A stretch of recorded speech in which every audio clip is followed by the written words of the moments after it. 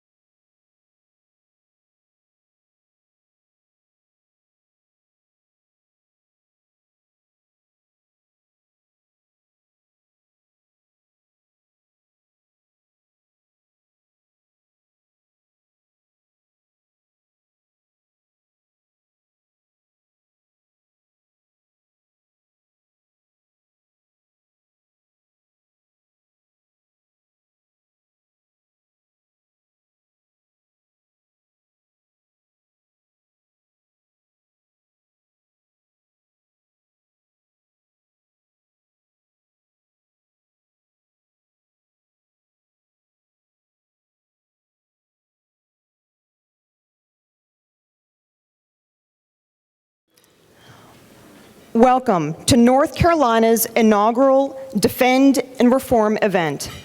Today unites us in moving towards reforming the Veterans Affairs, preserving promises to North Carolina veterans.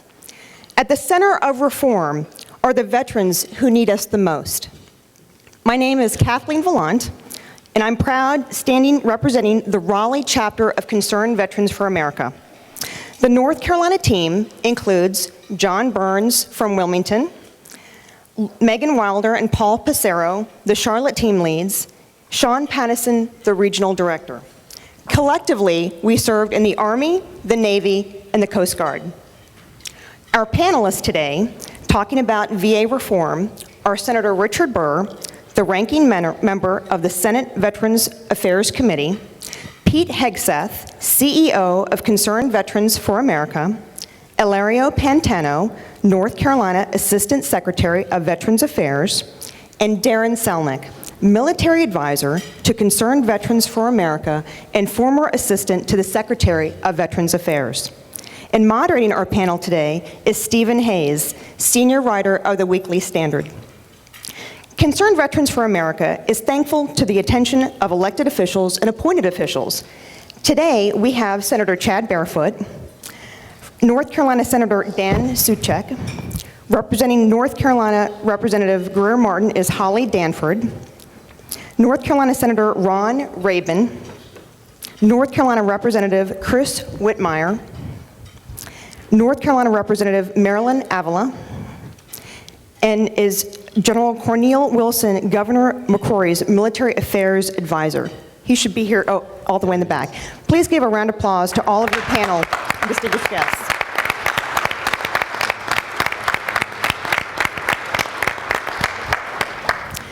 Many thanks to the leadership of the veteran service organizations and military veteran nonprofits here today as well.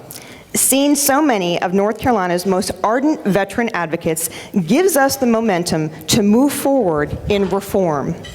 It is my hope that the presence of each person here today will be a catalyst for recruiting others in this efforts of change. I get asked, who is Concerned Veterans for America? We are veterans and family members of veterans. The sole purpose of Concerned Veterans for America is to advocate for policies that will preserve the freedom and liberty that our families so proudly fought and sacrificed to defend, putting our veterans first. We believe that it is our duty to stand as active citizens in defense of the freedoms that create opportunity for prosperity and to lead other fellow veterans to this new mission. The bipartisan grassroots effort for reforming the VA actually began in North Carolina. Residents signed the first 200 signatures on the petition to end the VA backlog. This ignited the effort for better VA accountability. The unity in North Carolina continues to grow. The importance of veterans in North Carolina is evidenced by the numbers. North Carolina is one of the few states to have all 5 branches, and it is home to approximately 800,000 veterans and has the 4th highest VA compensation and pension budget in the U.S. Stand if you are a veteran and remain standing, please.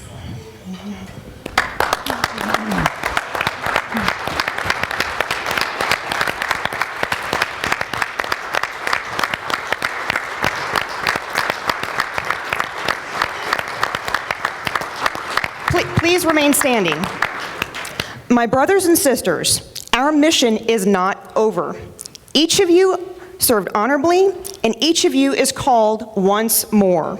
May the information and suggestions to engage the issue provide ample motivation today. As you listen to the panel discussion, I invite you to write down questions and ideas of how you can best be involved in reforming, writing letters, making calls, and participating in legislative days. Making North Carolina the state of choice for veterans begins with each of you. Thank you so much. Please be seated.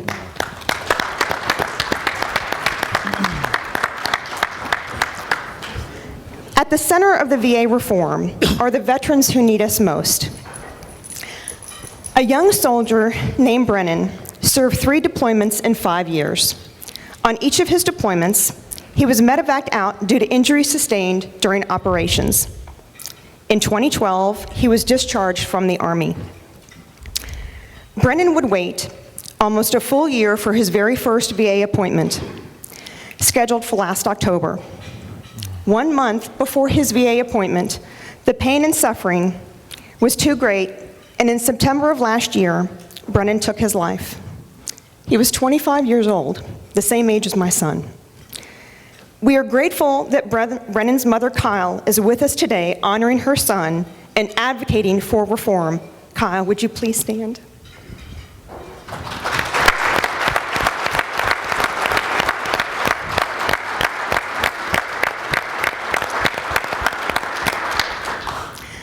The CEO of Concerned Veterans for America has recently testified before the Subcommittee on Veterans Affairs regarding VA accountability, shining a light on issues for soldiers like Brennan.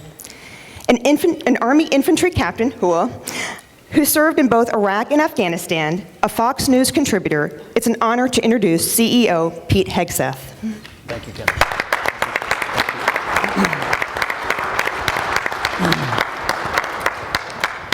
Well, thank you very much, Kathleen, and thank you all for being here. We've got a great attendance here today. We've also got this live streamed over the internet, so we want to thank what usually is a couple thousand people from Concerned Vets for America that tune in to watch these programs that we do around the country.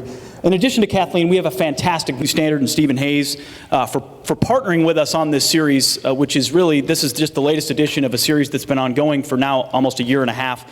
And then Illario Pantano, as well as Senator Burr, for joining us, and you're going to hear from them shortly. As I mentioned, this is a local series, the Defend and Reform series, that started in Washington. We did 5 events in 2013 in Washington, D.C. with the Weekly Standard, talking about defending freedom by advancing reform. How can veterans get involved? We talked about VA reform as one of them. But we also talked about Pentagon spending reform, privacy, spending as a problem, and our national debt as a national security threat. When you're $17.5 trillion in debt, there are implications and ramifications of that which are pretty important to talk about. So those events included committee chairs, former chairmen of the Joint Chiefs of Staff, cabinet secretaries, Republicans, Democrats, senators, congressmen, and experts. It really helped us formulate the types of reforms an organization like ours wants to be a part of. All of those were sold out. The first event we did in Las Vegas last month on the road was sold out, and this one is as well. A fantastic crowd, and I think it's a reflection of a need, of a desire for veterans to start doing more to fight for the things this nation represents. And that really gets to the core message of what Kathleen talked about with Concerned Vets for America. Our mission is very simple. It's to fight for the freedom here at home that we fought for while in uniform. We all raised our right hand to defend the Constitution in this country. And there's no reason why when we come back, that service should stop. We are also very intentionally a military and military families organization. Veterans don't serve alone, they serve alongside the support of the families that stand right there with them, and we want to be kind of the organization where families are involved as well. We're different for a couple of key reasons as a veterans organization. First of all, we talk about a little bit of a broader set of issues. Today we're going to talk about VA reform, which is critically important. But we also talk about the Pentagon and Pentagon cuts and reform there and being smart about how we spend dollars. We talk about the national debt as a security threat. We talk about foreign policy and the implications of weakness as opposed to peace through strength. We talk about a broad set of issues. We're also a little bit more aggressive. And the reason is because the status quo in Washington is unacceptable. And too many people have gotten cozy and comfortable in their offices in Washington, content with the way things have always been. And that's how you get bureaucracies that are completely out of touch with the needs of the people they are supposed to serve. And we've come back, taken off the uniform, and said, we're not going to take it anymore. And so we're going to be professional, but we're going to be aggressive in the way we go after the goals and the things we believe in. We're also trying to create a new dynamic for vets in this group, and I'll say current politicians excluded from this statement. Oftentimes, veterans are brought up on stage a couple of months before election for some photo ops and to say, hey, I stand with veterans. And then election day's over, and then the vets go back to their VFW and Legion posts. We want to create a dynamic where veterans are creating the movement that politicians want to be a part of because it's the right thing to do. And because, hey, veterans have credibility, they know how to organize, and they're getting things done. We want to change and flip that dynamic so that veterans are leaders in good policy in Washington and across the country. The third aspect is we're organizing. Intentional, very intentional about organizing and training. So shameless plug for CVA. If you haven't signed up for our organization, you're not familiar with us, talk to Kathleen or Sean or anybody else. We've got information about how you can do so. You didn't join the military and then were told to do something without being trained. We train everyone that becomes a volunteer of CVA on grassroots advocacy, whether it's making phone calls or knocking doors or writing letters or hosting events. We want you to be effective if you get on board with us. And then the fourth aspect is education. That's why we're here today. You can't be activated unless you're educated on the issues substantially. And that's what this Defend and Reform series is all about. So the topic today, reforming Veterans Affairs, preserving promises to North Carolina veterans, I think is a perfect place to launch off with this series here in North Carolina. You've seen the headlines, I've seen the headlines on the Department of Veterans Affairs. Whether it's backlogs, wait times, cover-ups, preventable deaths, poor care, bonuses to executives at failing departments, or whistleblowers who are quickly stomped out because they're telling the truth. There is a disturbing and concerted track record of no accountability at the Department of Veterans Affairs that has to change.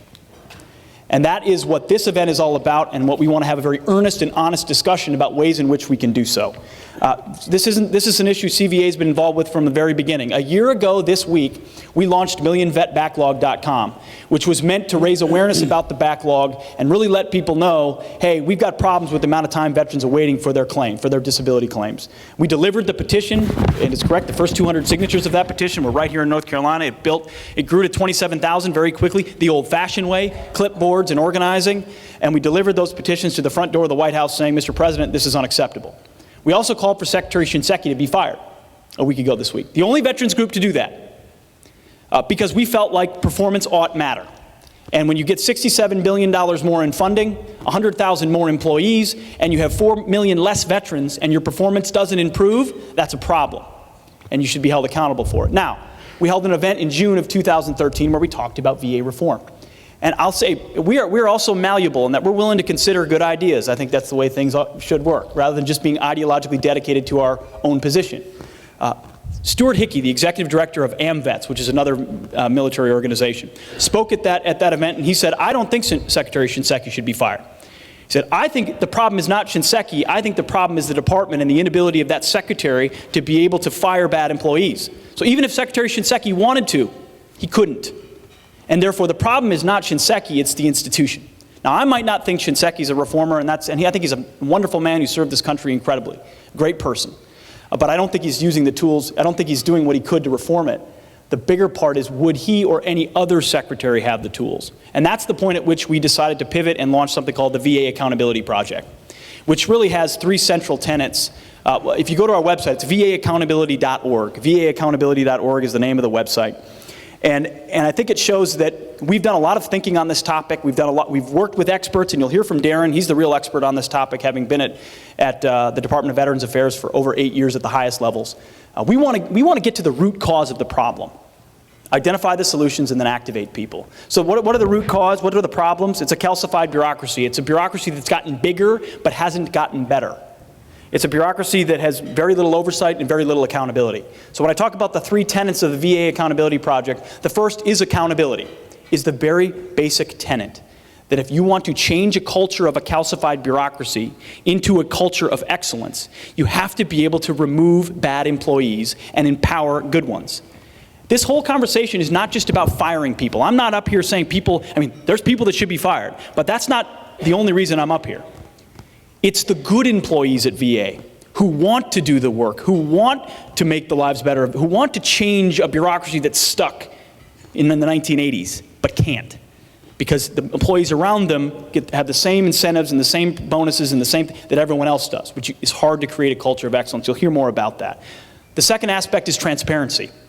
The VA is notorious for, A, not answering questions from the media despite having 60 public affairs officers in Washington. It's always no comment, as opposed to explaining why the problems exist. And they also don't, in a timely fashion, answer questions from the House and Senate VA committees, despite being asked repeatedly for information about why things are happening. More transparency is needed. It's our taxpayer dollars. It's our veterans and their families that are suffering because of it. And we need to know which facilities are succeeding and which are not. Right now, we don't have a lot of visibility unless there's an IG report that comes out exposing a facility. And then the final thing is portability. The ability for veterans ultimately, in some cases, to choose. If you live next to a great VA facility, well then you're set. There are good VA hospitals, there are good VA facilities, and veterans are taken care of well at those. But if you're stuck living next to a poor VA facility, you're not set, you're stuck. You're stuck with insufficient care and with wait times. Why not allow eventually a veteran to access care where they can or ought if they can get better care somewhere else and the dollars follow them? Ultimately, it's not about perpetuating bureaucracy, it's about delivering good care for veterans. That's where we keep our focus in everything that we talk about. So we talk about the problem, we talk about the solution, then we talk about taking action. One particular bill that we've gotten behind very heavily is called the VA Management Accountability Act of 2014. It's House Resolution 4031 and Senate Bill 2013. And as opposed to the Affordable Care Act, otherwise known as Obamacare, which is 3,000 pages long and tons of pages of bureaucracy, the VA Management Accountability Act is a couple of paragraphs. And I think its simplicity is its power. All it says is the VA secretary should have the ability to fire underperforming managers for cause. Those managers will still have the federal protections provided to those employees. SES employees can still go through that process. But if Secretary Shinseki wants to change a department, a hospital head, someone who leads a department, that person can be removed if they're not performing and replaced with somebody else who does. That, we believe, is the first step in bringing about true accountability to a culture right now, which is completely unaccountable. And so we're calling, with our grassroots efforts through the media, for senators and congressmen to co-sponsor that bill. We've got 80 co-sponsorships in the House. We've got 6 in the Senate, bipartisan in the House. We believe there'll be a House vote next month. Speaker Boehner has latched onto it and believes it's a necessary reform. So our group's going to come behind at the grassroots level, at the national level, do everything we can to advance what we believe is a piece of common sense, bipartisan, nonpartisan legislation that would help. It's not a silver bullet, but it would help start to change that culture. So that's what we want to do, is create tangible things that our field staff can be involved in advocating for that help veterans. As Kathleen mentioned, I was involved in testifying. We did a big Hill push where she was up on the Hill. We held over 200 meetings, including Senator Burr took the time to meet with a great group of North Carolina veterans, and we were very appreciative of that. We met with Senator Hagan's staff as well, talking about the VA Management Accountability Act, talking about other issues on our legislative agenda, and that's the types of things that we end up doing. And I would leave you with this. It has to be veterans. It has to be military families. For years, good, well-intentioned politicians who want to do well by vets have said, well, I'm spending more money, therefore I'm helping them. And their intentions are in the right place. But it's got to take those who understand the system, understand the costs, understand what's at stake, and say, I will stand up to say the status quo has to change. It has to be vets and their families. So I ask you, if not us, then who is it going to be that's going to step up to reform this kind of institution? So I'm honored and appreciative that you're here today. I think you'll hear from some great experts, both here in North Carolina and nationally, about the subject of reforming Veterans Affairs. What I'm going to do is I've got the great pleasure of introducing Senator Burr, who's going to come up and provide today's keynote address. I did a little research on Senator Burr, and the most important aspect of his resume I found is that he was a defensive back for the Demon Deacons, which I was not aware of. Now, I was also, I played college basketball. I think we may have a kinship in that neither of us played a whole lot. I think you even played more than I did. I sat on the bench for all 4 years, but I know what it takes to be a college athlete, and that was impressive to see on his resume. I hadn't known that before, a D-back for Wake Forest. And then he went into private business for 17 years here in North Carolina. Before he was elected to the House in 1994, served 5 tours. Excuse me, not 5 tours. Sort of, in another way. 5 terms, and then he was elected to the U.S. Senate in 2004, re-elected again in 2000. He is currently on the Armed Services Committee, Finance Committee, Health, Education, Labor, and Pensions Committee, the Select Intelligence Committee, and for the purposes of today's event, as the ranking member of the Committee on Veterans Affairs, and we really appreciate him sharing his afternoon with us, Senator Richard Burr.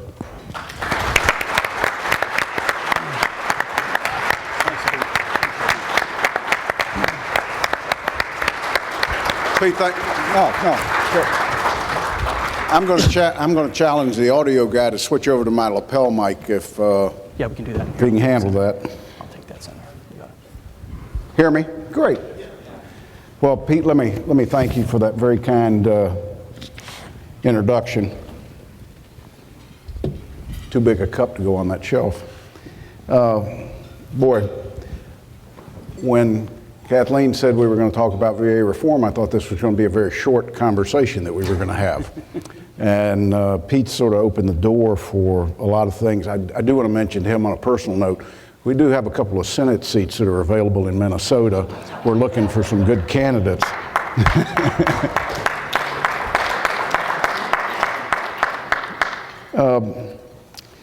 And I've got to say to my good friend Steve Hayes, I told him earlier I got to the hotel last night in time to watch him on TV, and Steve was particularly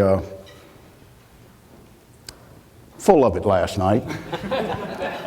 And he turned to Juan Williams and he said, Juan, you're just letting emotion drive your comments. Well, I want to tell Steve today, I'm going to try to stay focused on policy, but I am going to let my emotions play a role in what I say because I can't not do it.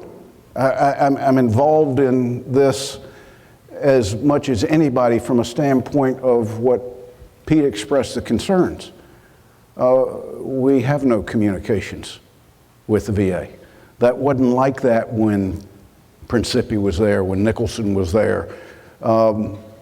Geez, you hate to point to a person, especially somebody with a distinguished military career, but I'll talk about it a little bit today. You know, it's about leadership.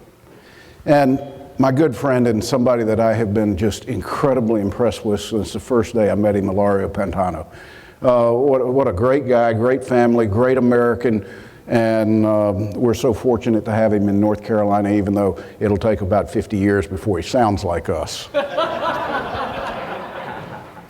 I want to share with you at the beginning what my week was like last week. I left with 5 of my colleagues from the United States Senate. We traveled to Metz, France, not a common tourist spot. It took a couple of days that we had to move the schedule around just to find a hotel that could accommodate the number of us. Purpose, 7 days in France, Italy, and England on a trip I do every 3 to 5 years in my role as ranking member of the VA committee, visiting those military resting points from World War I and World War II. Those brave Americans that didn't ask why, they went when asked. They gave the ultimate sacrifice. Their parents at the time or loved ones made a decision that they were probably best suited to be buried there in that theater. And to go, to Normandy, a short trip to see something specific that the VA was invested in. But to spend my time at the cemeteries that have 13,000 people that visit in a year, not 1.2 million. These are places that won't be on the president's list. They don't overlook Omaha Beach, but they represent some of the bloodiest battles of World War I and World War II, where some of the bravest Americans lost their lives. And one thing that we've changed within the American Battlefield Monument Organization, which is in charge of all these facilities, is we're now telling the story. Think about that. We're telling the stories of these Americans who permanently reside there. Like Edgar and Edwin Irvin from Charlotte, North Carolina. 2 brothers. 2 brothers that went to World War II. One the right and one the left gunner on a heavy bomber. And you know, today it makes you think, how could the military be so stupid to put 2 brothers on the same plane? Well, you know, usually in war, you don't think through things like that while it's happening, right at the beginning of it. And the truth is that aircraft went down and those 2 brothers are in the wall of the missing in Cambridge, England. And until you tell the story, generations that are just now conscious of it and have the ability to travel won't know why. And I can tell you that whether you're in a rural area of France with General Pershing's house residence across the street from a cemetery that 13,000 globally visit, it's just as pristine as the beaches of Normandy and that great resting place that we have at the top of the hill. This is a story that we need to tell, generation by generation by generation. It makes them understand the sacrifices that have been made. But it better makes them understand the investments that we make today and the promises that we have to keep. I'm so enthusiastic for Concerned Veterans of America and for what Pete's doing. And he's telling the story. And he's not sugarcoating it. And I'll be honest with you, I don't sugarcoat it anymore. General Shinseki came to sit down to me the day before this year's budget hearing. Now, it's the second largest budget in federal government. And I put off the meeting, and I said, come on in. And he came in and he started briefing me on everything that was in the budget. And he looked at me and he said, you look disinterested. And I said, well, General, I have no reason to be interested in what you tell me. And he said, why is that? And I said, I'm still waiting for the questions for the record from last year's budget hearing, which was 1 year ago. I share that with you only to tell you the frustration I go through as the ranking member of the Veterans Affairs Committee, that there is no communication, there is no notification. Most of you are here because you've got some personal connection to VA services. It's either to you or to a family member, or maybe to an incident that happened to you or to a family member. And it might not have been a positive one. And for that, I apologize. And like Pete said, I believe every day that most of the individuals that work at VA facilities are well-intended, that their objective is to look at you and assess you and to fix you as best they can. But it's certainly not indicative of everybody.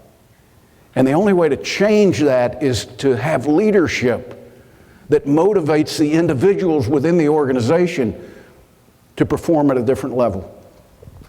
Today's VA is not customer friendly. If any of you visit sites, you know exactly what I mean. If it were a company, it would have to file for bankruptcy. Today, the VA reflects another government bailout of a business where we didn't require reforms to get the money. Think about that. There are no requirements on this organization to change from year to year, even with increases to the budget. Now, I want to look at just 3 areas, and you're going to hear these talked about probably numerous times. Disability backlogs. I mean, you know the numbers. It's embarrassing. And when this was first brought to the attention of the committee, the VA came in and said, we need 2,000 more people to process these claims. I said, okay, I'll do everything we can. We hired, I think, 1,788. They still had the authority to hire another couple hundred and some change. Chose not to do it, even though it was authorized and they had the money. Our productivity per federal employee processing claims went from 98 claims a year to 78 claims when we added 1,788 people. Now, excuse me, I came out of 17 years of business. The metrics I look at is, did we make the problem better? Did we produce what they needed to begin to reduce the backlog? No. No. What they did was they gave the comfort level to every employee that was processing claims. I can process less because we've got more people. This is the wrong outcome. And it's not indicative of poor employees, it's indicative of bad management and leadership. And we have no tools.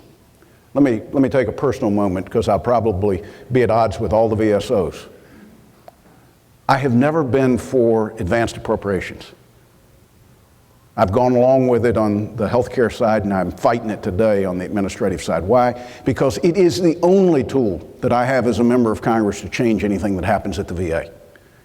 And I know the comfort to a veteran of knowing that their 2 years appropriated out there is a comfort that I want to provide. But please, please, I beg of you, don't take the last tools that I've got away from me to hold whoever's at the VA accountable for the actions of the VA, and hopefully to try to achieve the changes that we collectively think need to be made. But here again, the backlogs persist. I might note that they have highlighted over the last 90 days this incredible reduction in backlogs. And I challenge you to look at the side on appeals backlogs, and you will see a similar increase on the appeals side. This is a right hand, right pocket, left pocket deal that's going on. Veterans won't fall for it. Members of Congress shouldn't fall for it. And I'm going to do everything I can to hold their feet to the fire and try to continue to expose them for this.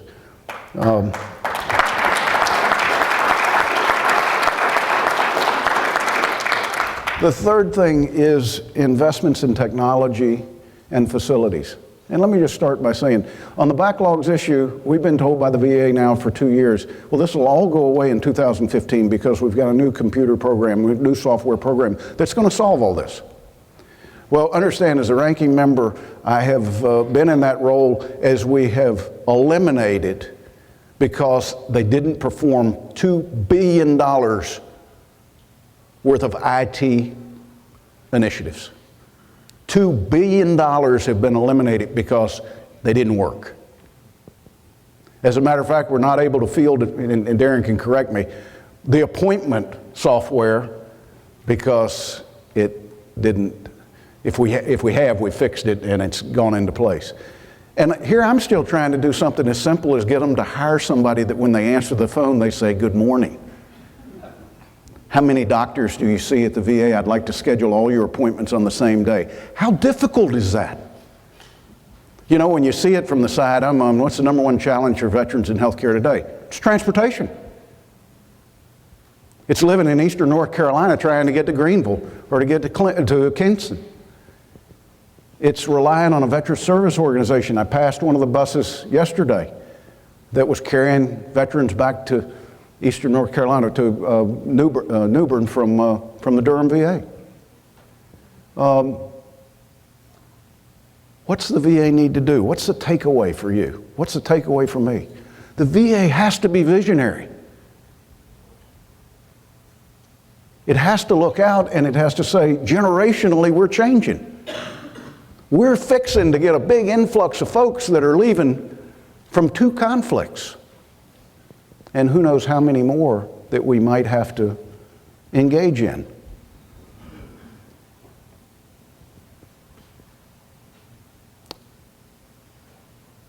North Carolina, specific.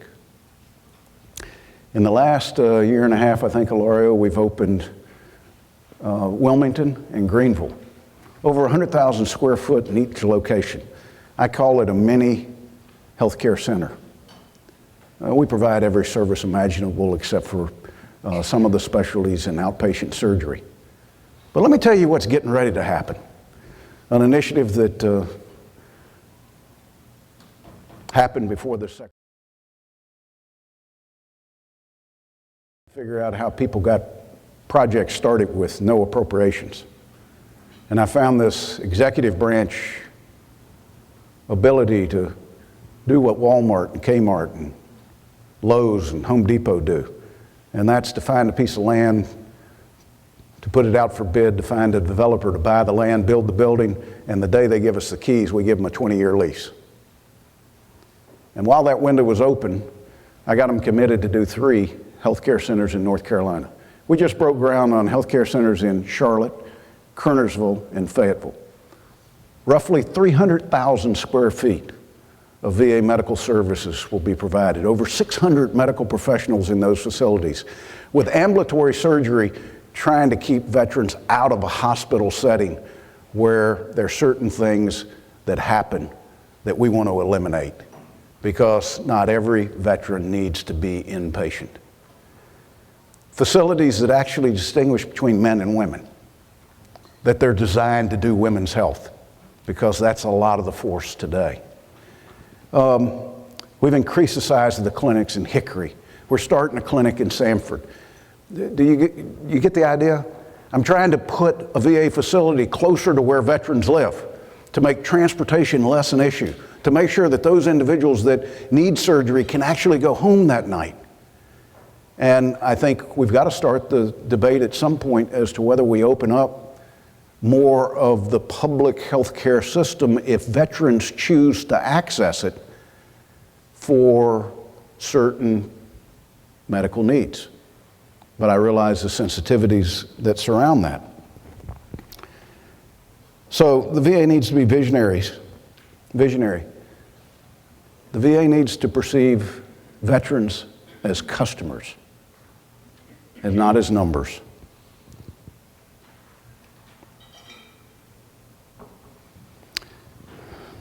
Outcome has to be important. Let me say that again. Outcome has to be important. If we set up a system that only goes through the motions, that says, well, you know, I processed the claim, but now it's under appeals and it's in the appeals backlog. Or that says, I saw the veteran and we didn't fix them, but we feel like we've done our job. We haven't. Let me suggest to you that this is about leadership.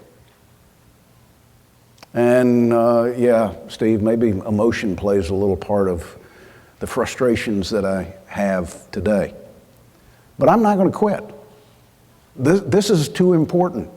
And we've shown in the past that leadership at the secretariat level could accomplish things, though I wish one of them could have stayed for 10 years and we might have accomplished a lot more. The reality is that we've got a lot left to do. And we can't do it without the support of veterans of all generations. So I leave you with this as my final remark. It's the comments of de Tocqueville when he came to the United States. And he said this: America's the greatest country in the world. And when he returned back across the pond, he was asked to define that. And he said, the American people have the capacity to give of their time and their resources to help anybody in need. Let me just suggest to you, the solution to this problem really doesn't reside in Washington. It resides in Pete and CVA and in you, and making the voice and the pressure loud enough that the changes happen that need to be made. You know, this is one where we're not searching for a solution to the problem. We know the problem, we know the solution. We just can't initiate and implement the change. That's where you come in. I'm pleading with you. I'm emotionally pleading with you today. Help me. Help us. Keep the promise that we made to so many veterans, that the outcome is important, that we will do everything in our power to fix you, the individual. Thank you. God bless.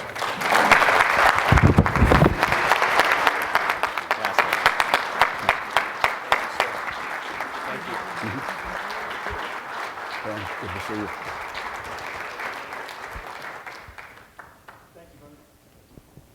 Thank you very much, Senator, for your leadership on this issue, for the emotion. Washington can be a very emotionless place with people forgetting why they're there, what they're trying to do. And to have a ranking member in that type of committee with that understanding of that service and sacrifice and why it's important means the world to a group like ours. So thank you very much for that, Senator. I want to give a quick introduction to today's moderator. He's going to give some quick remarks, and we'll hear from Illario and Darin, and then we'll launch into discussion. Steve Hayes is a senior writer at the Weekly Standard. He's the author of 2 New York Times bestsellers, has held a number of jobs across the media in Washington, covering politics, policy, and has partnered with us before on events through this series with the Weekly Standard. You also see him regularly on the panel as a panelist throughout Fox, but also mostly on Special Report with Bret Baier, which I believe is where the senators saw him last night. Ladies and gentlemen, Steve Hayes. Good afternoon. Hi, everybody. Good afternoon. Thank you to Pete for having me here. This is an honor to be a part of this program and to talk about such an urgently needed reforms that we're all talking about today. And it's an honor for the Weekly Standard to play a role and to work with CVA on these issues. Senator Burr mentioned that I went back and forth a little bit with Juan Williams last night. We do that pretty much every time I'm on with Juan Williams. And Juan is a good friend, but as my friend Charles Krauthammer likes to say, it's nice to be somewhere where Juan Williams can't interrupt me. So it's good to be here today. I'm excited about this discussion in part because I don't think you could assemble a panel, a group of people better able to provide a broad perspective on these issues than we've assembled here today to cover it from on top, from the ground up, and from every side. And I think that's what we've got here today. So I will be brief in my remarks and let you hear from people who actually know what they're talking about. Speaking of people who know what they're talking about, it's great to be here with Senator Burr. I got to know Senator Burr a little over a year ago. We did a few interviews together, and I'm a reporter, so I'm not really in the business of complimenting elected officials very often. But I have to say that Senator Burr, in the times that I've spoken with him and the times that I've listened to him question witnesses before his various committees, is somebody who really knows these issues, actually understands that he's not a senator because he likes to be called senator. He's a senator because he likes to change things. He likes to get things done. And would that there were 534 other people in Congress who did as much as Senator Burr. So thank you for being here. 5 years ago this week, actually, I began reporting a story for the Weekly Standard that remains personally, to me, one of the most meaningful that I've ever written. I went to Texas with a group called Ride to Recovery, which is a veterans group. They provide bikes to veterans of all kinds and do long bike rides, basically, across states. Sometimes they're one-day bike rides. This particular ride was 600 miles across the state of Texas. There were about 80 veterans with me, and I showed up there and they handed me, one of those tight-fitting biking outfits. It's not a good look. I still get emails from people, there's grizzled veterans who've seen the worst of the worst, and they say, I have problems. I think back to that, and it's not a pleasant experience. I started the ride, and about 20 miles in on the first day, I caught up to a fellow named Dwayne Wagner, who was a Vietnam veteran who's missing both of his legs below his knees. And I decided I'd strike up a conversation with him. So we just small talk, and he was very short, very curt, wasn't somebody who seemed to be interested in talking too much to me. And I'm a paid trained observer, that's what I do. I can take a clue. So I kind of backed off a little bit and waited for him to engage me, and finally he said, what made you decide to do this ride? And I said, well, I'm very interested in what you're doing. I'm very interested in the cause. I'm very interested in veterans of both Iraq and Afghanistan and going back. And I'm also interested in personally testing myself. I don't think I can ride 600 miles in the space of 1 week, and my goal really is to just finish the ride. And he looked at me with such utter contempt. I won't use the word that he used to talk to me, but he basically said, you need to have bigger goals if your goal is to just finish the ride. As we rode, we started to talk a little bit more, and he told me stories about how Vietnam veterans were treated upon their return to the United States. And he told me in a way that was not angry, but was matter of fact. He was reporting to me, telling me what had happened, telling me what he'd seen and what he'd experienced. But this ride for 5 days was entirely different.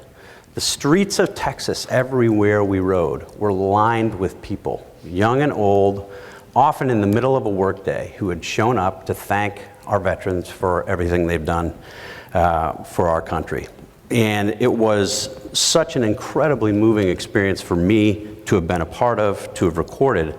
Every day I saw something that, to speak to Senator Burr's point, made me emotional. I think I cried more in that 1 week than I've probably cried since I was a kid. And I remember one day in particular riding with another Vietnam veteran named Jim Pensiers as we rode into Fort Hood, and the streets were packed 4 and 5 deep with people giving these veterans deafening rounds of applause. Incredible. Goosebumps the entire time. And at one point Jim turned to me and he said, "This is my thanks." 40 years later, this is my thanks. And it was obvious that he was quite moved by it as well. What really struck me, though, was that throughout that week, I heard no complaints. I mean, I was whining. My back hurt, and I was tired and dehydrated and exhausted. I heard no complaints from any of the people who were traveling with me that week. Nothing about bloody stumps that we saw, or about phantom pains, or about dehydration. Nothing at all. But what I did get was a question, and it was a question that came up again and again and again, and it was a simple one. Why are we treated so often like heroes by our fellow citizens, but like something quite less by our government? And it's a question that I think is profound in its simplicity.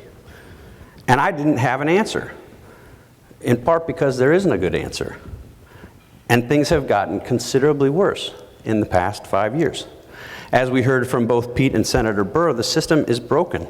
More than 620,000 veterans awaiting VA disability compensation claims, more than half of those waiting more than 125 days.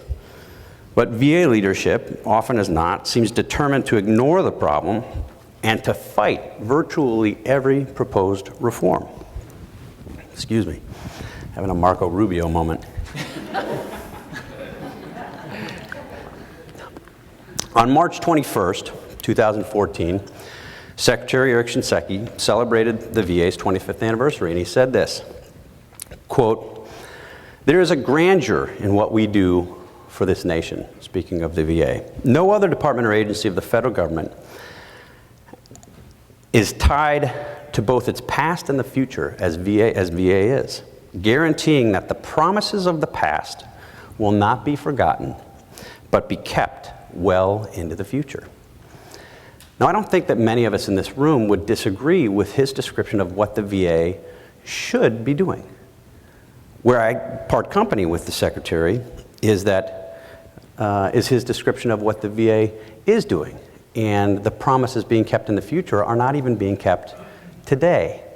And that's why we're all here. So I hope in the time we have this afternoon, we can build on the cases made by Pete, by Senator Burr, to talk about constructive reforms, to talk about solutions. And to continue this discussion, let me introduce our two additional panelists who will speak for about 5 minutes each, and then we'll, as Pete said, we'll engage in a broader discussion and are very eager to get questions from you all so that we're talking about the things that are important to you. Illario Pantano is a respected combat veteran and best-selling author who's worked in both global markets and small business. The born-again Southerner, still working on that accent, is a 40-year-old conservative committed to promoting job creation, revitalizing the economy, protecting the homeland, and preserving conservative values. Illario fought in Desert Storm and then 10 years later re-enlisted in the Marines after witnessing the attacks of September 11th. His first book, Warlord, Broken by War, Saved by Grace, was a fantastic seller. Illario was the 2010 Republican nominee for the 7th Congressional District, and again in 2012, where I imagine many of you came to know him or know of him. Illario and his wife Jill are raising their 2 boys in Wilmington, North Carolina, where the Pantanos have strong roots. He's very active in the local community and across southeastern North Carolina. Our second panelist is Darin Selnick. Darin is an independent consultant who provides a variety of services to organizations in the area of government and community relations, business development, management, and performance improvement, which makes his views on these things particularly important. From 2001 to 2009, Mr. Selnick was an appointee in the Bush administration at the Department of Veterans Affairs. From 2004 to 2009, he served as the director for the Center for Faith-Based and Community Initiatives.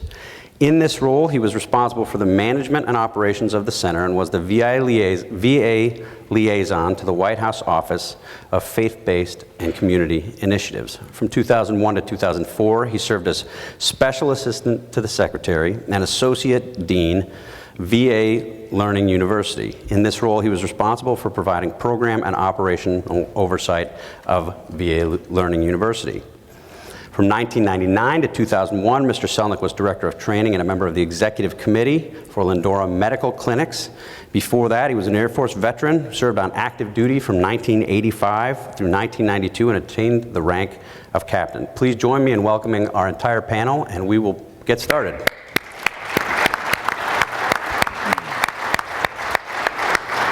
Thanks, Larry. I thought I'd bring a prop for our conversation today.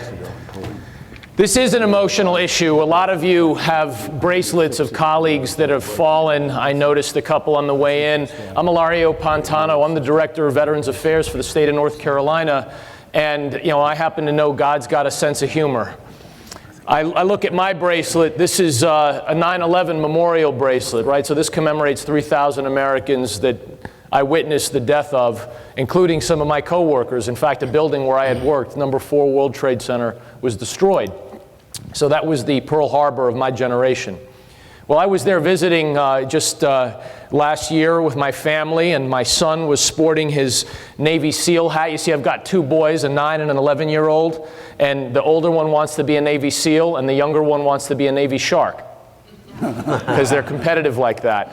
And so I'm hugging my older, and I'm proud of them, and we had just been praying for some of the folks that had passed. And I was walking down the street, and I bent down to kiss my son's head, and he was wearing his Navy SEAL hat. And I said, boy, I'm so proud of you, but that hat, it's giving your dad aftertaste. And he looked at me, his 11-year-old self, and he said, Dad, the Marines didn't kill Osama bin Laden. Wow, my 11-year-old gave it to me. So This is, in my family, the military sentiment runs deep, and this is very personal for lots of different reasons. In fact, I've had Marines that came home from Iraq that were in my command, that had stayed in my house, that have killed themselves. I have buried friends, and in fact, even just this recent Valentine's Day, lost a friend who was killed the day after Valentine's Day, widowing a beautiful woman, and 3 children are now fatherless. So this is in real time for me and very personal. I'd like to talk a little bit about some of the challenges that I see when the senator and others start to talk about how we're going to change the culture at the VA. There are some obstacles that are built into that. When we talk about reform bills, maybe to get some accountability, some fireability, there are some obstacles that many of us don't think about. So I want to start at 30,000 feet, and then I'm going to bring you into my world here in North Carolina, and frankly, some of the good news that I've run into with my experiences with the VA from top to bottom. So this is going to be a little bit of hot and cold. Bear with me. I want you to jot down a couple of things. First, I want to give you my cell phone number. I direct Veterans Affairs for the state, and if you have a problem, call me. My number is 919-628-6894. 919-628-6894. And while you've got your pen out, I want you to jot something down. It's a website. But this isn't mine. This is the VA's website. It's www.va.gov/LMR. That's the Office of Labor Management Relations. And that lists all the unions that are involved at the VA.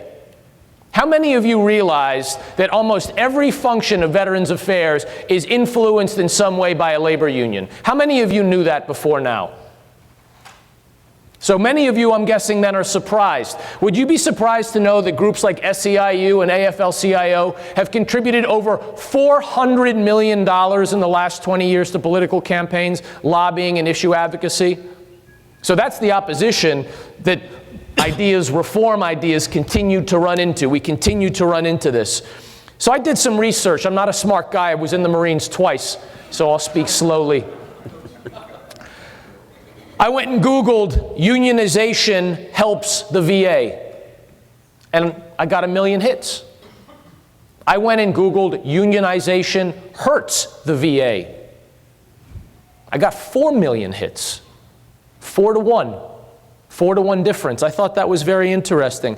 I continued to do some research on this. I wanted to know a little more. And I came across a letter that was written by Senator Burr's colleague, Senator Coburn. And what he found is that there were a number of VA employees that, while they're being paid with our tax dollars to advocate and protect veterans, are in fact spending 100% of their time doing union enrollment. So while they're at the VA, they're in fact doing union, and I'm not making this up. Let me read this letter that Senator Coburn wrote to General Shinseki.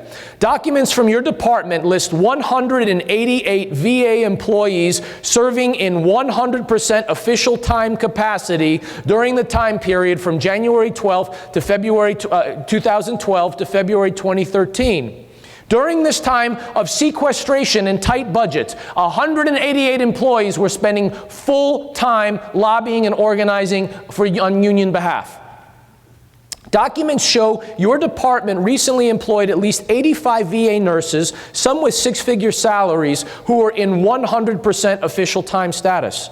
At the same time, the department is recruiting people to fill open positions. USA Jobs currently has listings for hundreds of nursing positions to be filled, and yet VA staff was involved in lobbying for labor unions. It goes on. I mean, it's really staggering. In addition to nurses, other medical and security personnel at the VA have been shown to be on 100% official time. They include 4 addiction specialists, 9 pharmacists, pharmacist technicians, orthoists, prostheticists, blind rehabilitation specialists, audiologists, 5 social workers, 11 health technicians, 12 medical support assistants, 10 medical instrument technicians, 2 psychologists, 7 therapists, 3 dental lab technicians, as well as health specialists and health support staff. Let me be clear. Your tax dollars pay a salary of an employee who in turn organizes other employees, in turn drawing financial support to the tune of $400 million, which then goes into political campaigns to stop the kind of reform that we here are going to be advocating for. That's the Hydra. That's what we're dealing with. Whether Eric Shinseki wanted to fix everything tomorrow or not, what could he actually do with an organization like that is a question for you. I want to share with you a personal challenge. And this is very personal for me. It's personal for my colleague, General Cornell Wilson, the governor's military affairs advisor. He has sons-in-law, family in the military, overseas, that has been involved in service. He's got a distinguished career. He's here today because our team, our state is committed. And you know what? We've got VA friends here today that are committed, that are in this fight with us, and we have good partners in this fight, and I'm proud to say that they're my friends, and I'm going to tell you now some of the things that they've done really well. But I want you to know the challenge we have in trying to reform big bureaucracy, as somebody who came from the outside and who is now in the inside, is best typified by what happened to me my first 15 minutes on the job. You got from Stephen, I've been in some different environments. I actually worked at an investment bank, so I'm used to kind of high-speed profit and loss. I get that time is money. My first 15 minutes on the job, one of my deputies didn't waste any time when he told me, you can't fire me. You can't fire me. And if you do, you've got to move me within 15 miles or, find me a job that's the same salary, but you can't fire me. Hey, how you doing, Illario Pantano? Welcome aboard, Mr. Secretary. It's great to have you running Veterans Affairs. No, that wasn't the conversation. The conversation was, you can't fire me. Now, here's the good news. Leadership matters. What Senator Burr is talking about, what Pete Hegseth is talking about is true. Leadership matters. And we've been blessed from top to bottom here in our state to have great leadership. So there's a sense of urgency and efficiency, and people are starting to see it, whether it was in their DNA, whether they brought it with them that morning, they're leaving with it that night. And so neat things are starting to happen here at our state, both at the federal VA level and at the state VA level here in North Carolina. When those 60 Minutes reports came out, we saw sagging floors, and we knew there were challenges in Winston-Salem. Guess what? They responded. They put together a task force and brought people and frankly, reviewing officers from around the country. They farm material out now, and in a year, they've managed to cut the backlog there by over 50%. I've seen it. I've walked the floor. What am I talking about? This is 1/3. This is 3 volumes. I am working a claim right now for a veteran who hurt himself in 1973, who has filed multiple appeals, and now, in fact, is working multiple things. His file is 3 times this. His file is a 9-volume file. This is just a sample. I couldn't bring the real thing here. But I wanted you all to see this and to understand the severity of what we're talking about and the load. And I want you to know, when I walked the halls, the first day I went and was being introduced, these are my colleagues at the federal VA. I'm standing there waiting for the elevator, and there was a flat screen TV with bar charts showing what sections were performing, what were the goals, how many things had been processed. The pressure that you all had been putting on them, whether it was through your VSO, through CVA, through Senator Burr's office, or whomever, the pressure that was being brought to bear was generating real results. And I want to focus on that part of the story for just a second while I wrap up, because that's the part of the story that goes unheard, because you know what? There aren't advocates for Veterans Affairs. And frankly, other than some of our representatives, there really aren't advocates for veterans. And that's what I see my job as. I'm the pit bull in chief for this state, to make sure that you don't get forgotten. You know why that matters? Because with our all-volunteer force, half of 1% has served in Iraq and Afghanistan. Think about that for a second. Rewind, the Vietnam War. We all remember how terrible it was, how our men and women were treated when they came home from service in Vietnam. And that was by people who had either served in Korea or had family members that served in World War II, where tens of millions of Americans were connected to the wars. And they still could do that to Vietnam veterans. So what happens now when the entire country is disconnected from us veterans? What happens now when it's half of 1%? So that's why we have some real urgency to try and do some big things. And the high note I mentioned I want to end on, last week we had a Women Veterans Summit and Expo here in Raleigh. And it was a categorical success. The VA came and, I see some heads nodding that were participants. Thank you for being here. I'll give you that $20 later. The VA wasn't just there. VA is not monolithic. The VA is multiple bureaucracies. There's memorial services, there's benefits, there's health. Why does that matter? Because even Bob Gates, former Secretary of Defense, said he could not reconcile those bureaucracies and get them to share computer systems or do other things. And it comes back to that union word, So consider that with some good leadership, some motivation in our state, all of them were present at the table and made this event a success. And then we brought in state agencies, and then we brought in nonprofit partners, and then we brought in for-profit partners. And all of a sudden, we had 550 women veterans sign up to learn things about what their service entails and what's available for them and ways that they can serve their community. Well, wait, there's more. It's like ShamWow. The governor came, and he did a couple of things. He gave out veterans' driver's licenses. And that's going to do more than just get somebody a discount at Home Depot. That's to say that the state honors your service and your sacrifice. But then he did more. He did a proclamation for women veterans, where he outlined the service from the Revolutionary War to the Gulf War. But then he did more. He signed an executive order last week launching a working group at the state to cut red tape and tie us in better with our federal counterparts, our state agencies, from the National Guard to the Red Cross to any nonprofit that you can think of, from Wounded Warriors to the Charlotte Bridge Home. But then he did something else, and this is the biggie. He announced his push for in-state tuition for veterans.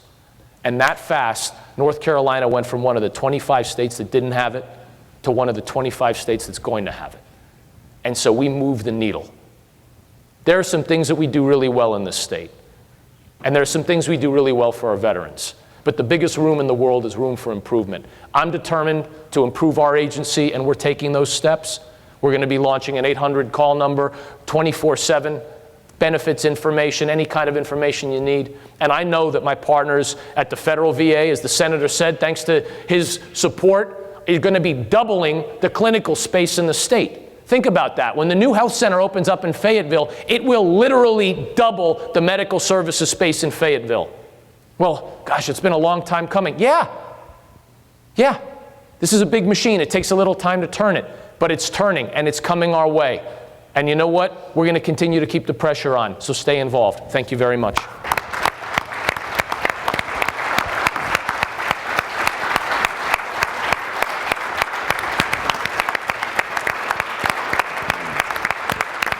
Thank you, Illario.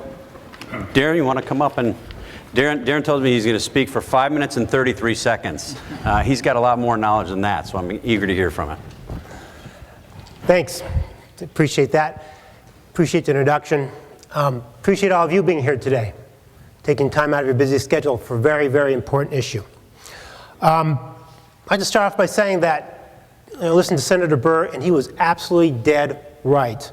And what I'm going to frame up for you today as being the person that worked inside the VA from 2001 to 2009, and with the contacts I still have from around the VA who keep me up to date, talk about what it takes to reform and fix the VA, and in my opinion, ending the cycle that we have of reform and failure.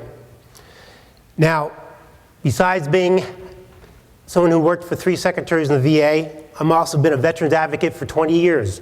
That's why I went into the VA. Past state commander of the Jewish War Veterans over in California, American Legion member, other organizations. And so I know what it takes both from the inside and from the outside. Now I got to tell you, I was proud to be a VA employee. The vast majority of VA employees are good people trying to make it work. However, that's what I say about the bad employees, what the dog just said. However, unfortunately, there is a layer of bureaucrats in the VA who only care about themselves. And unfortunately, that has caused the VA culture to be broken. And not keeping with Lincoln's promise to care for him who shall have borne the battle, and for his widow, and for his orphan. Now, what the VA culture used to be, the VA that I knew and loved, was General Omar Bradley, when he said, "We are dealing with veterans, not procedures, with their problems, not ours." It was about veterans being treated first and best. Unfortunately, it's become we are dealing with procedures, not veterans, with our problems, not theirs. And I gotta tell you, the good employees hate this. And they more than ever want reform in the VA. So why should North Carolina care? Well, despite some recent successes at the VA, Winston-Salem RO, it still ranks 4th worst of all the regional offices in the VA. The VA hospitals in North Carolina paid out $4.7 million in wrongful death claims since post 9/11. And the other problems that I'll talk about in the VA, sooner or later, if things aren't fixed, they're going to come here as well. So we've had this problem of reforming the VA and then going back into a failure mode, that reform not staying fixed. For example, in the 1980s and early 90s, I remember the VA was known as a place where you go to die. In 1995, we had reform. We had Dr. Kaiser appointed by Clinton to update and modernize the VA system. Well, it was resisted by the bureaucracy, but it worked.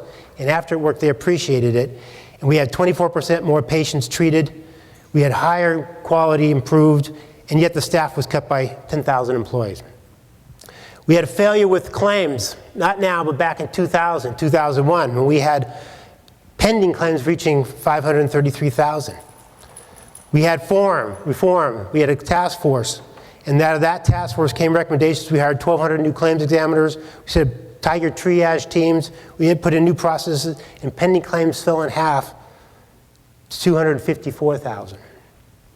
But once again, we've gone back to a cycle of failure. It's not money or staffing. As was said earlier, the VA budget since I came in there in 2001 has tripled to $154 billion. No, the problem is poor leadership and management. Now let's look at some of the headlines that talk about this. In 2013, we had stories about at least 21 preventable deaths in places in Pittsburgh, South Carolina, Atlanta, Memphis, Georgia.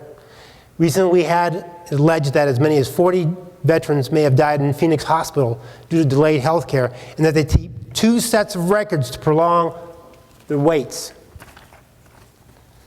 The GAO has said in their investigation that the evidence that the VA hospitals have tried to cover up wait times, fudge numbers, and backdate delayed appointments to make things appear easier and better than they are. And I could go on and on. It is time to stop the friendly fire on our veterans at the VA. And claims, we've already talked about over 600,000 claims pending, and over 274,000 appeals, which can take over 3 years. The bottom line is the VA is broken, and we've got to fix it.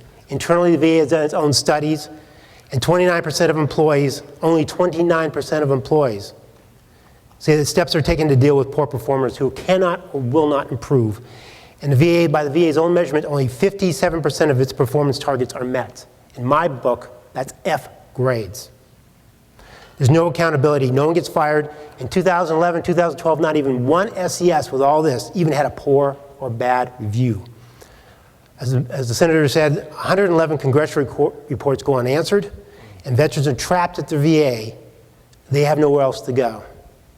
So what do we do to break this cycle and fix the VA? Well, we need to fulfill Lincoln's promise, and we need to reinstate General Bradley's culture of veterans coming first. And that starts with the legislation we talked about. It's not the end all, it is the start, but we must hold our senior leaders accountable. They are the culture. We have other legislation we need to do after, but that is the key. We also need to do independent investigation to find out exactly how bad the problems are in the VA, and we need competition. VA shouldn't be the only place you go to. We need portability. And we already have a mechanism called the Patient-Centered Community Care Contracts, which works like TRICARE, that would provide veterans high quality from local providers when VA service is unavailable, slow, or far from their homes. Those contracts are already in place and could be activated.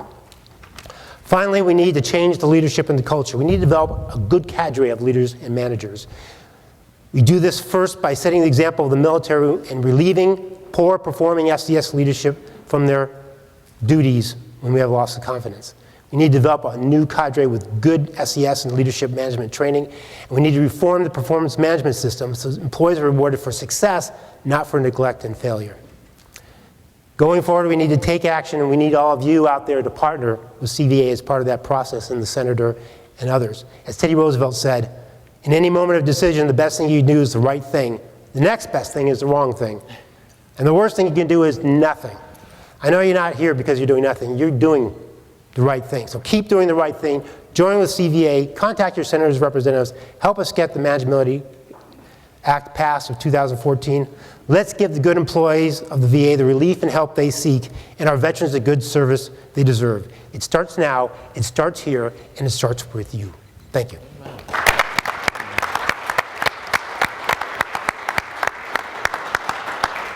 Thank you, Darin. Let me, as you all think about some questions that you might want to ask the panel, let me start off with a question of my own. I mean, what's been fascinating for me to listen to as somebody who's not a subject matter expert, we've gotten a perspective basically from inside, from outside, from the state level, the senior federal oversight level. And it seems to me if there's something that all of the remarks had in common today, it's something that, to paraphrase Senator Burr, we know what the problem is here. We basically know what the solution is here, but we aren't getting from point A to point B. And we've heard some discussion of why that is. I guess my question would be, first I'll pose it to Pete and Senator Burr. You know, Pete, you talked about some legislation that CVA is advocating that would be basically a first step, free up the Secretary to get rid of, to make reforms, to get rid of people who aren't performing, to bring some sense of accountability to the VA and to VA leadership. Where is that? Is it likely to move? If it moves, is it likely to have a significant impact? Sure. Where does that stand? I would lead first with the overall comment that the forces of the status quo are incredibly powerful in Washington. And that is not just a Democrat statement, that is also a Republican statement. There are plenty of people in Washington invested in the way things have always been done. They've got a committee assignment, they've got a spot on the committee, they work with the VA, they know everybody at the VA, they've worked with them, they're good. And so trying to do the difficult stuff that includes even a basic reform of we're going to empower someone to fire somebody becomes a very personal and a very contentious issue. And so we don't purport to have every answer to every issue. What we're trying to do is create the space for that kind of reform, to bring up the voiceless mass of veterans who know something is broken and needs to be changed, but haven't been organized in an active and aggressive way to do that. So we don't walk into the senator's office and say, we know exactly how to fix every problem. We walk in saying, we think here's a couple of good ideas like this VA Management Accountability Act that we hope you'll support, but also we know you've got great ideas. What are they? Tell us so that we can help you be an agent for change, an agent for reform. Specifically, I mentioned the VA Management Accountability Act. It is, we believe, going to get a vote in the House. We hope it'll be a bipartisan, substantial bipartisan vote in the House, which will bring it over to the Senate.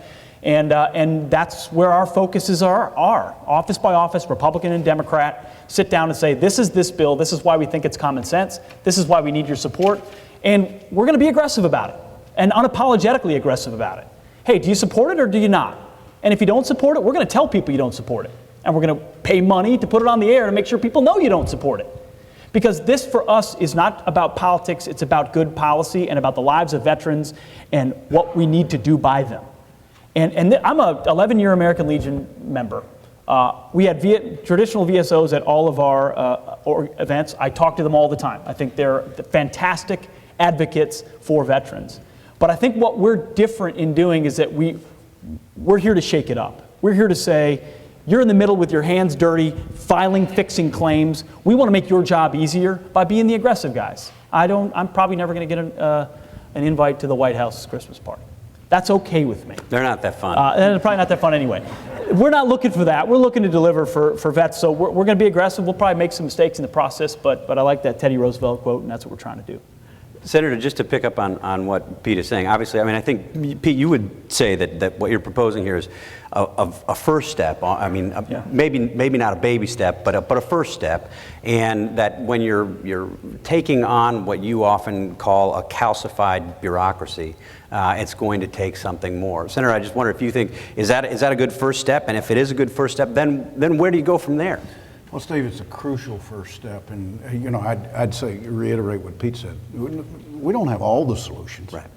If I had the data, we might be able to come up with other suggestions. But when you can't access the data, it makes it tough. But if you're not sold on this first step, let me try to sell you more. You got an employee at any VA facility, and they perform in a way that in any company in America they would be fired. What happens at the VA? They're reassigned. They're assigned to another area where they can take incompetence and apply it in the new area. Now, let me give you a real situation that happened this past year. If we've got any diabetics in the room, there's a new technology called an EpiPen. It gives you the ability to carry a pen in your pocket, and you dial in exactly what the insulin is you need. You inject it. That insulin stays in there. It's a multi-use pen. So we introduced them within the VA. This is a way to save money. It's a way to personalize things. The only problem was that our professional staff thought that it would be okay to use those individual pens on multiple patients. Now, I had to read about this in the newspaper, not hear it from the VA medical staff. And that's not the worst of it.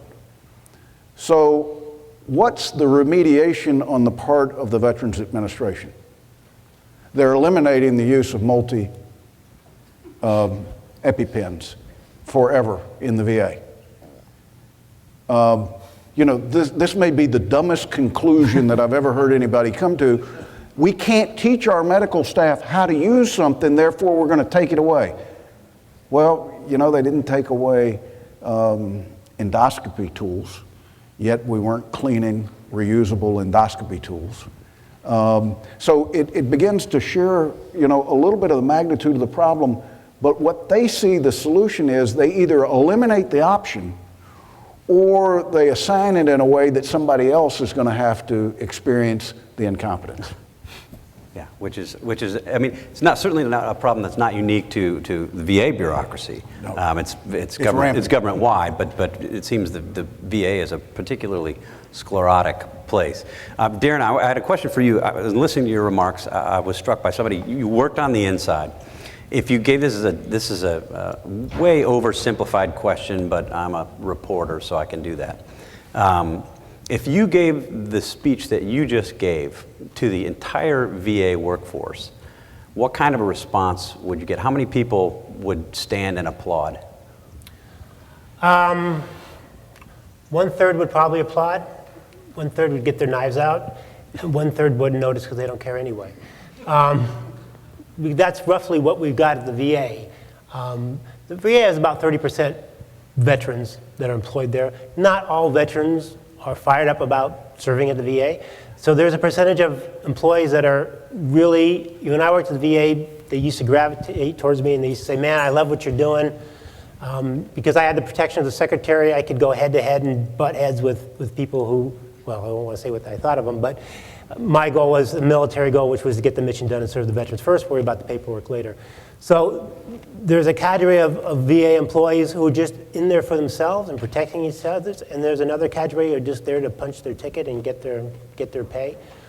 So I would say at least 1/3, but you know, that's the one thing I mentioned in the reform, is sometimes you don't know what you don't know. Just the idea of change is so horrifying to the VA that even when it's a good change, it's just horrifying. And so when they had the big reform of 1995, when I got there in 2001, everyone who resisted it loved it because it worked so well and things had gotten so much better. So I think you may have a significant block of employees who don't want change because they're comfortable where they are and they like the way it is, but you do the change and things get better and they will come on board. Yeah, yeah. Let me ask Illario, last question from me, and then we'll take some questions from you all. Illario, I mean, I was listening to you, and I thought, you know, the proverbial bull in a china shop. You're in there, you're pushing serious reforms, you're making changes that presumably, like it was the case, as was the case in Washington, you're going to have significant resistance to that. What's been the reception? What happened to the fellow who said you can't fire him in the 15 minutes? And what's been the reception more broadly to the kinds of things that you're talking about? Yeah, I'm a Marine. There's no trick to running up and down hills. We just keep going. And I have to give a lot of credit to my boss, Governor McCrory, because, you know, on paper, to make a decision to hire somebody who is as young as I am and is connected to these wars, I still suffer Every time I turn the news on and I find out that Al-Qaeda's taken over Fallujah, where I fought and my men died. When I read about Hamid Karzai turning his back on the Afghan forces and we still have troops over there, it makes it hard for me to get out of bed. But I do every day because I love what I do, and I'm going to fight the fight.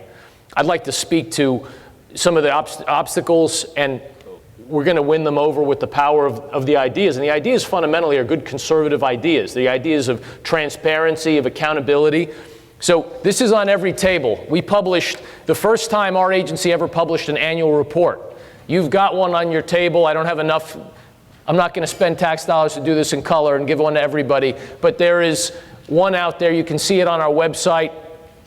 The bottom line is, not only did I want to start offering accountability of our own operation, but I wanted to start showing who our partners were that were important in this process. The veteran service organizations like the American Legion and the VFW, the DAV, do tremendous work for helping our veterans. I call them out and salute them. I also point out the counties on a county-by-county basis who does what to help our veterans.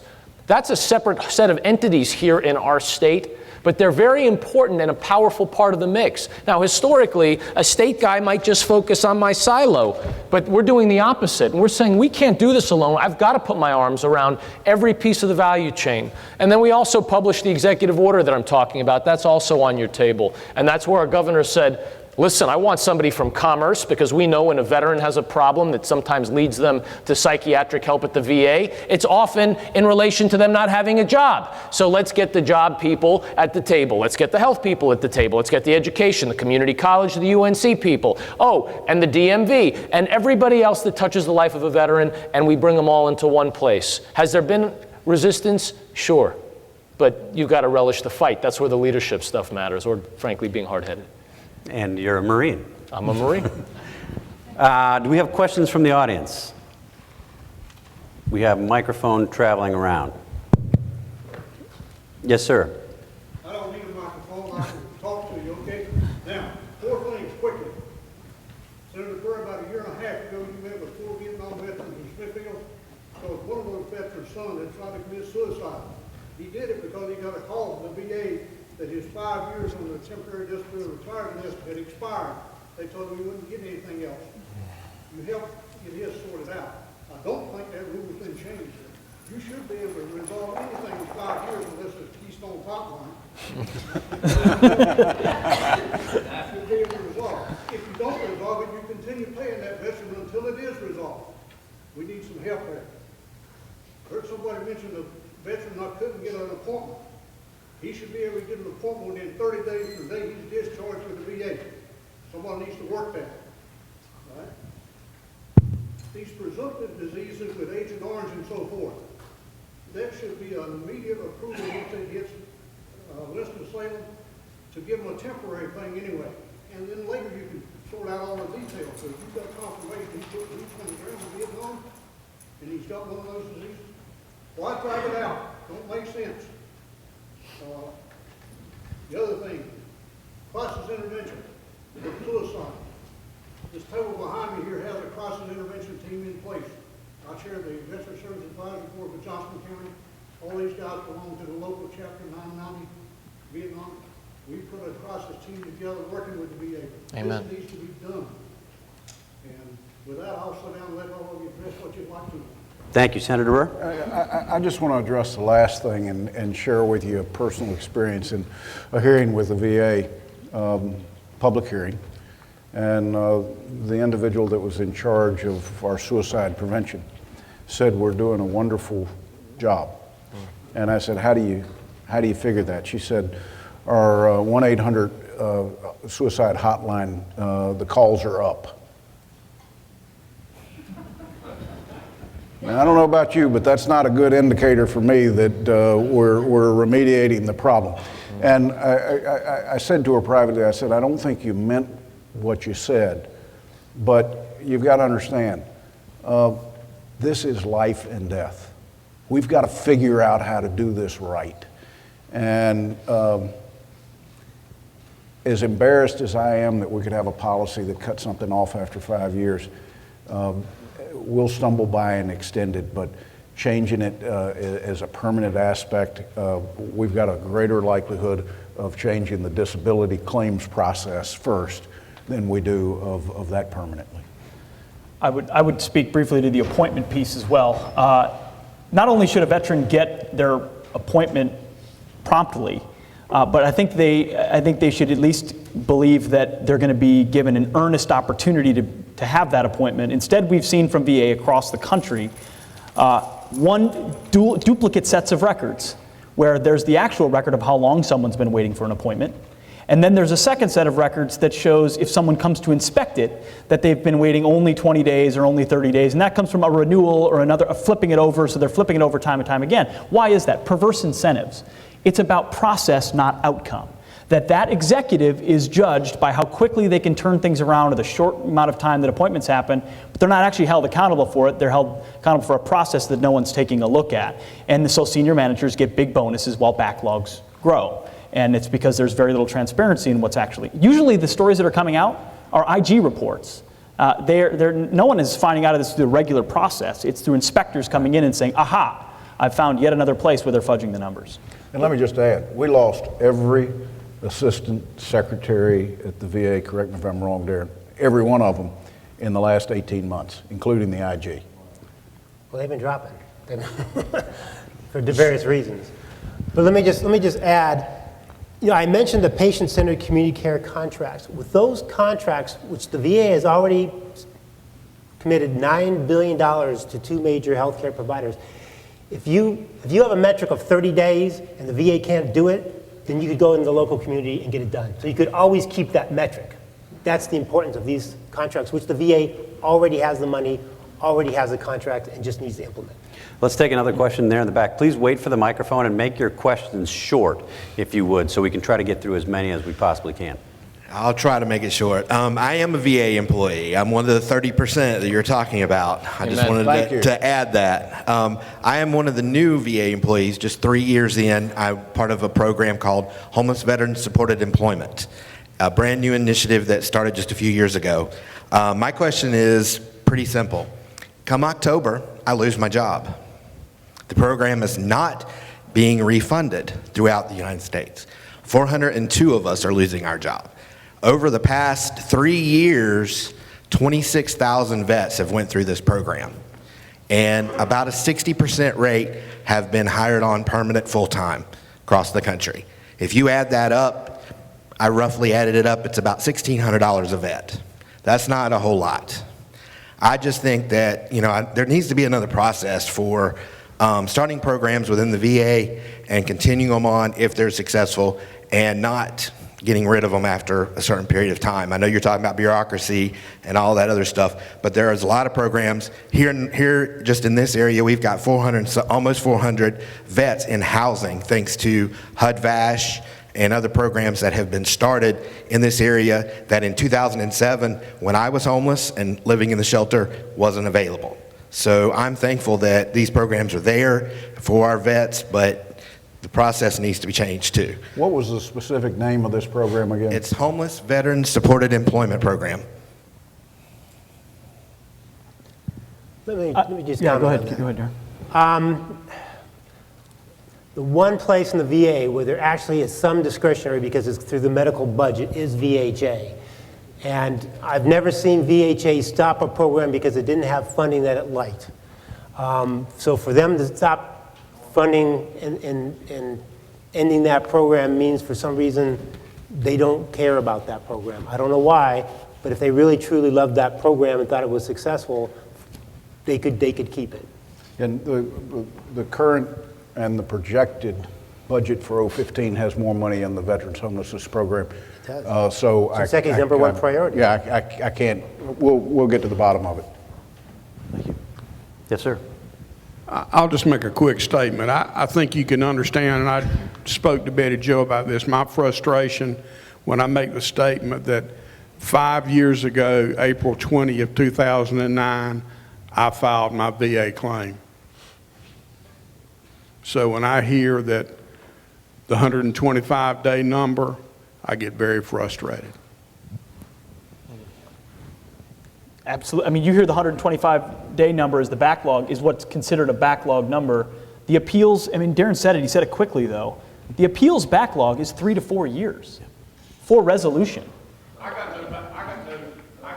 You got no determination. You got no determination. So, I mean, and then you've got the folks that are waiting 1, 2, 3, 4, 5 years on their initial claim. I mean, it is. Are you an initial claim still? This is an initial claim. Theoretically, you don't exist according to the VA. And they've lost Seriously. my paperwork 2 times. And more importantly, you've told the person that can most affect the outcome, Betty Jo. She's not a Marine, but she's just as tenacious as they are.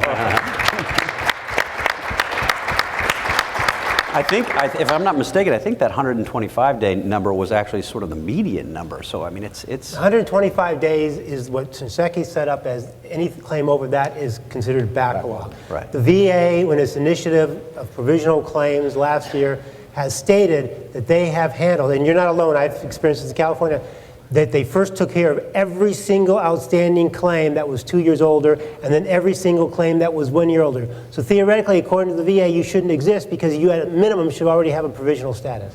They're waiting for me to die. Yes, sir. Yes, sir. Thank you, Steve.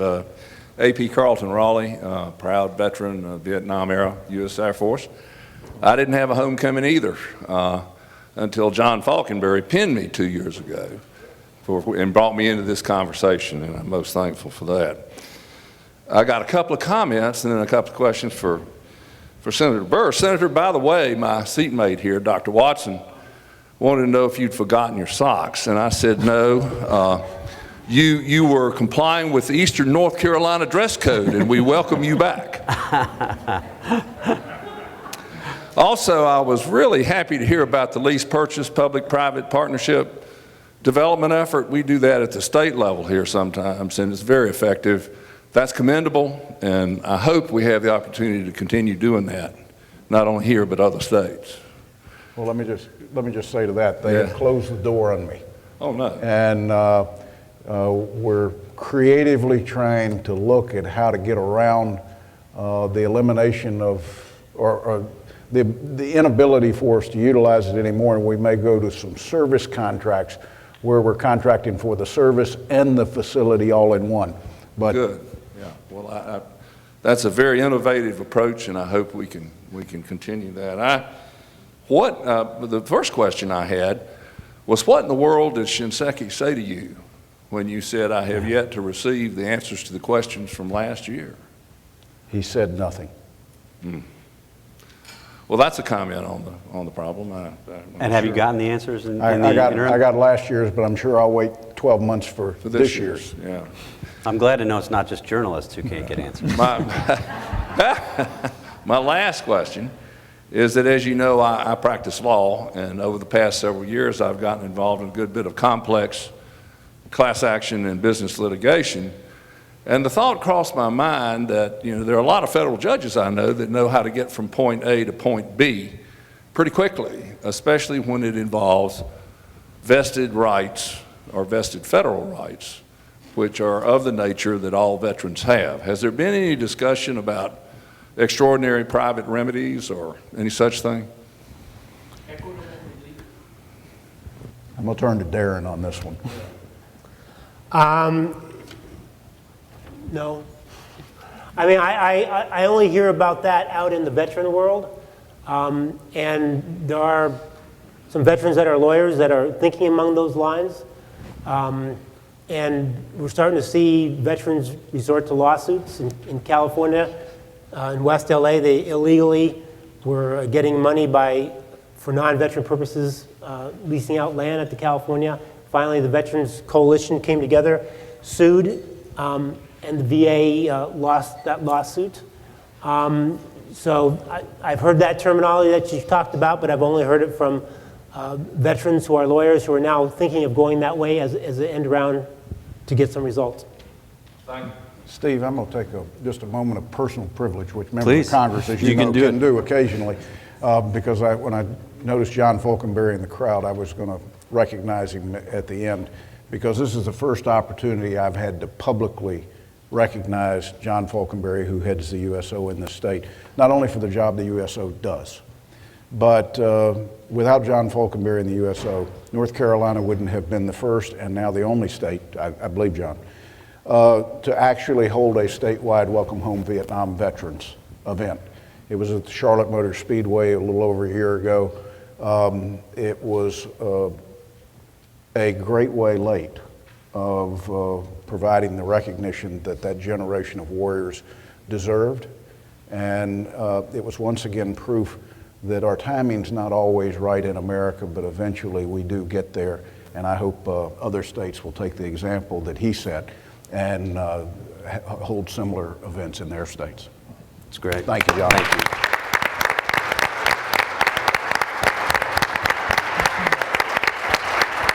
Well, and I can say when I did that Texas bike ride, the USO comes along with us and provides all of the food and all of the beverages and all of the support. And I know obviously for the veterans that was a huge help, but for a fat guy in a tight bike suit, that was indispensable.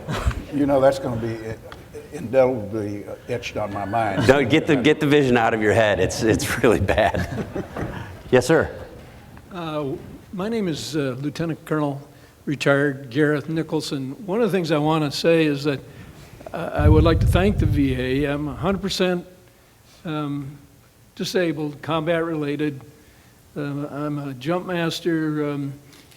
The VA has taken extraordinary care of me. Now, it took a Marine battalion-like effort to get there, but I'm there, and they continue to do that. And believe me, I understand this process fairly well.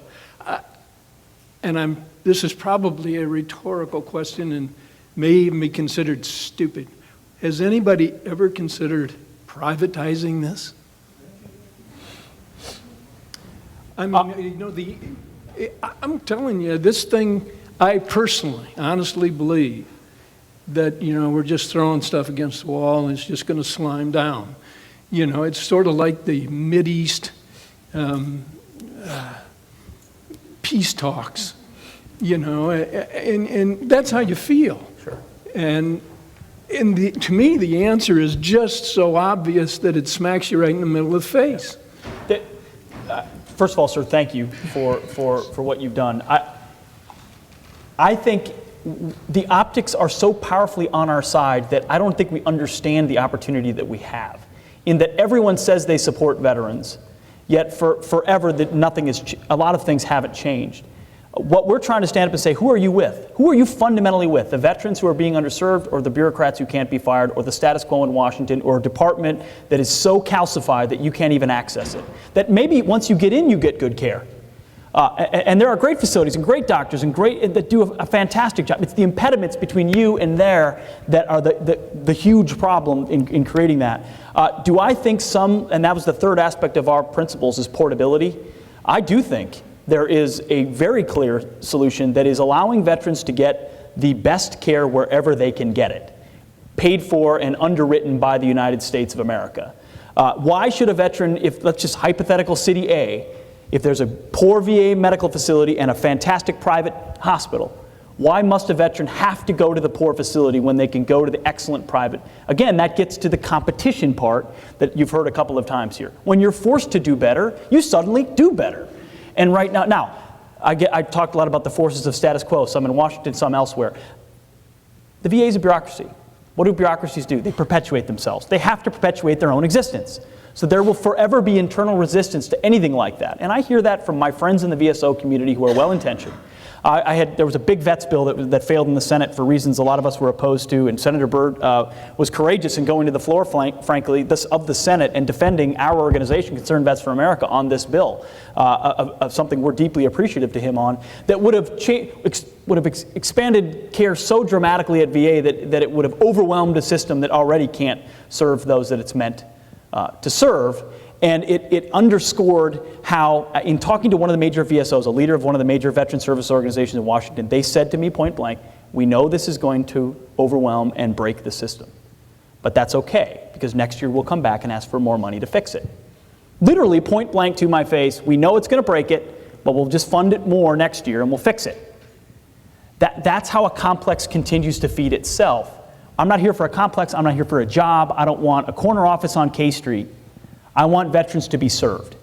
And if it means the VA hospital, great. If it means a private facility, great. I don't care, but that's where we need to keep our lodestar.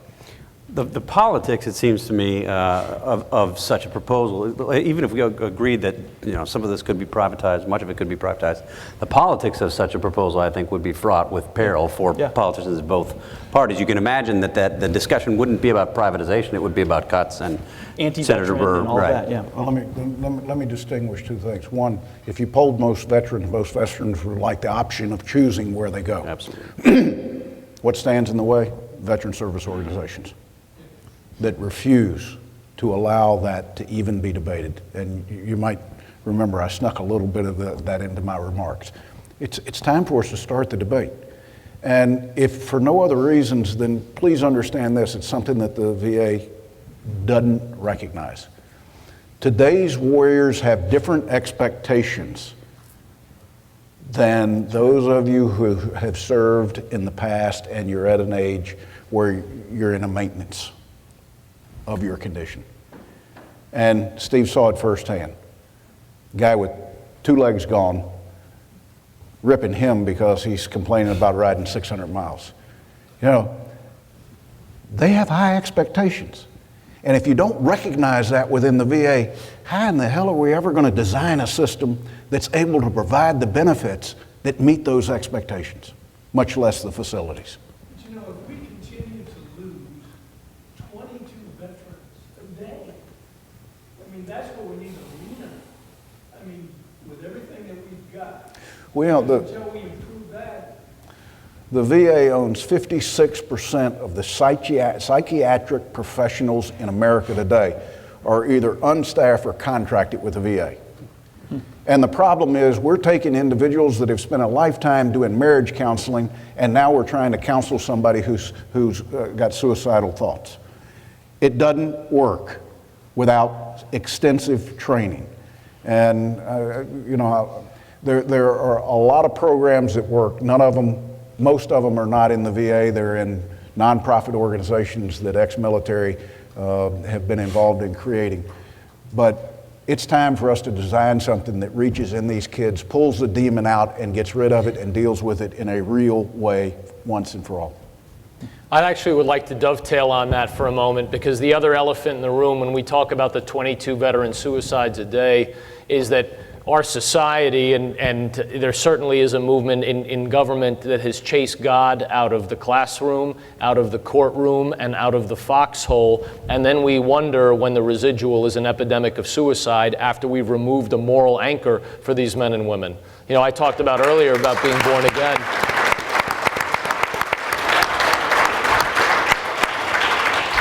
When we ask men and women to ascribe their actions to what is purely rational, and then they have to lean on the fact, well, I was given an order, or I volunteered to go put myself in a place, and if they have no higher place to ascribe their faith, then we've done them a disservice, and our society is removing that leg of the stool. I would like to just say in the defense of the VA, and I find it unusual that I would be in a position to be defending VA, and in fact, specifically what I want to do is give a highlight to what is happening here in North Carolina.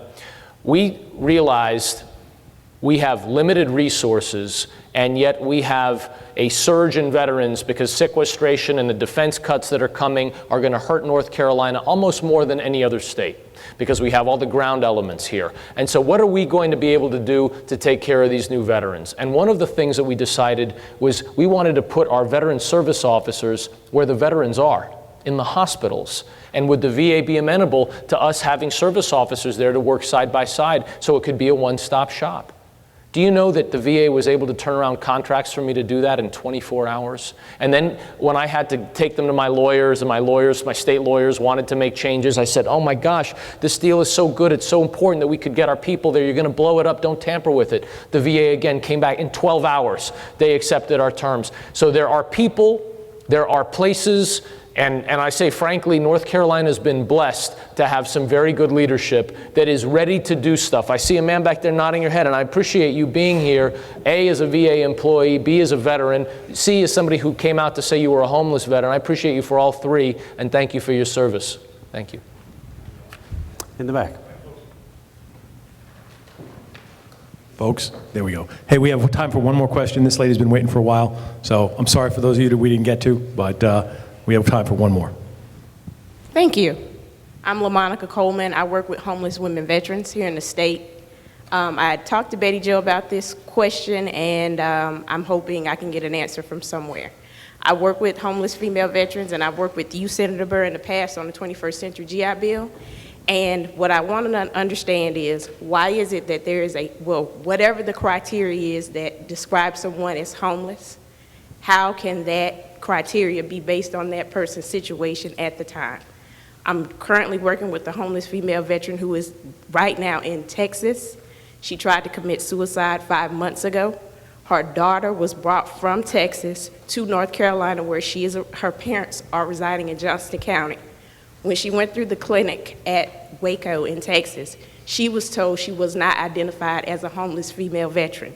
Yet, that is the current situation. So I'd like to understand how, as someone who works with homeless female veterans, that we can get a better, clear definition of what homelessness is with the VA. I worked with the VA homeless program for over 4 years, and the supportive service grants that the VA now has, that they want $500 million, was legislation that I put together for the VA that got passed in 2008, which was originally a $10 to $20 million pilot program. The VA, since I left, has consolidated all of its homeless programs, policies, and procedures in one overall shop in central office in DC. All homeless coordinators take their directive from those policies and shops. Now, first thing I always say to someone, because a lot of time VA employees, despite good intentions, get it wrong. They either misinterpreted policies or procedures, or sometimes they just don't want to follow them themselves. They want to do things local. So there's two things I would say to get that sort of thing resolved. One thing, if go to a different VA homeless coordinator, okay, and see what they say. If they say that person is not qualified as homeless, I would say, prove it.